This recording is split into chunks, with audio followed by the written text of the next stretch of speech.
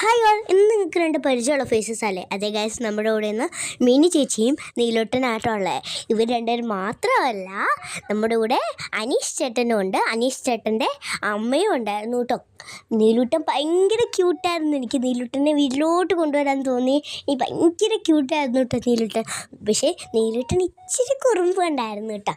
ഇവരെ ഞാൻ കണ്ടത് ട്രിവാൻഡ്രം ലുലു മോളിൽ വെച്ചാൽ മാക്സിൽ ഡ്രസ്സ് എടുക്കാൻ പോയപ്പോഴാണ് ഇവരെ കണ്ടത്. എനിക്ക് മിനി ചേച്ചിയെക്കുറിച്ച് എടുത്തു പറയാനുള്ളൊരു കാര്യം എന്ന് വെച്ച് കഴിഞ്ഞാൽ, ചേച്ചി ഭയങ്കര സ്വീറ്റാണ്.